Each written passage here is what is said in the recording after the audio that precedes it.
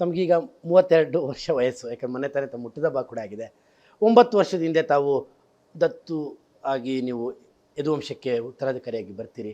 ಅಲ್ಲಿವರೆಗೂ ನೀವು ನಮ್ಮ ಥರನೇ ಎಲ್ಲ ಥರದಲ್ಲೂ ಸಾಮಾನ್ಯರ ಥರ ಓಡಾಡ್ಕೊಂಡಿದ್ದಂಥವ್ರು. ಅದು ಒಂದು ಬಿಗ್ ಚಾಲೆಂಜ್. ಯದುವಂಶದ ಉತ್ತರಾಧಿಕಾರಿ ಆಗುವಂಥದ್ದು, ಯದುವಂಶದ ರಾಜರಾಗುವಂಥದ್ದು ದೊಡ್ಡ ಜವಾಬ್ದಾರಿ. ಅದಕ್ಕಿಂತಲೂ ಕೂಡ ಒಂದು ರಿಸ್ಕ್ ಫ್ಯಾಕ್ಟ್ರನ್ನ ನಾನು ತಗೋತಾ ಇದ್ದೀನಿ ಈ ರಾಜಕಾರಣಕ್ಕೆ ಬಂದು ಅಂತ ತಮ್ಗೆ ಅನಿಸ್ತಾ ಇಲ್ಲ? ರಿಸ್ಕ್ ಫ್ಯಾಕ್ಟರ್ ಏನೂ ಇಲ್ಲ. ನನ್ನ ನಂಬಿಕೆಗೆ, ನನ್ನ ತತ್ವಗಳಿಗೆ ಅದಕ್ಕೆ ನಾನು ಭದ್ರವಾಗಿದ್ದರೆ ಇದರಲ್ಲಿ ಏನೂ ರಿಸ್ಕ್ ಇಲ್ಲ ನನಗೆ. ನಮ್ಗೆ ಗೊತ್ತಿದೆ I will be true to my cause ಅಂತ. ಸೊ ಅದಕ್ಕಾಗಿ ನಾನು ಇದೆಲ್ಲ ಯಶಸ್ವಿ ಆಗುತ್ತೆ ಅಂತ ನನಗೆ ವಿಶ್ವಾಸ ಇದೆ.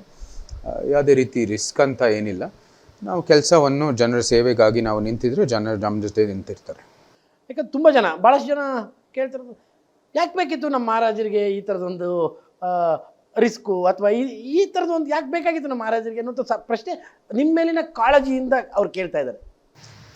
ಬಹುಶಃ ಅದು ಇರ್ಬೋದು, ನಮಗೆ ಜನರಲ್ಲಿ ಅಂಥ ಒಂದು ಅಭಿಪ್ರಾಯ ಇರ್ಬೋದು. ಆದರೆ ನಮ್ಮ ಗೀತದಲ್ಲೇ ಹೇಳ್ತದೆ, you can live your own destiny imperfectly rather than live another's destiny perfectly ಅಂತ. ನಮ್ಮದೇ ಆದ ಒಂದು ವಿಧಿ, ನಾವು ಅದನ್ನು ಯಶಸ್ವಿಯಾಗಿ ನಾವು ಮುಂದುವರಿದಿದ್ರೂ ಕೂಡ ಅದೇ ಉತ್ತಮ.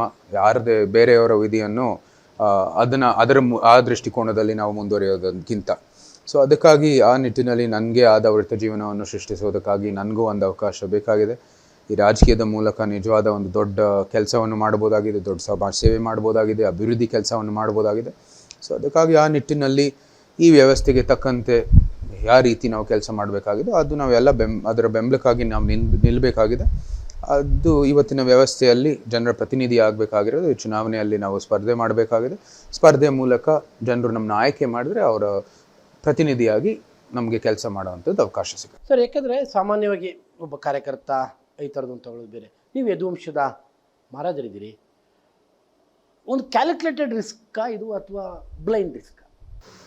ನನ್ನ ಪ್ರಕಾರ ಇದೇನು ರಿಸ್ಕ್ ಅಂಥದ್ದೇನಿಲ್ಲ.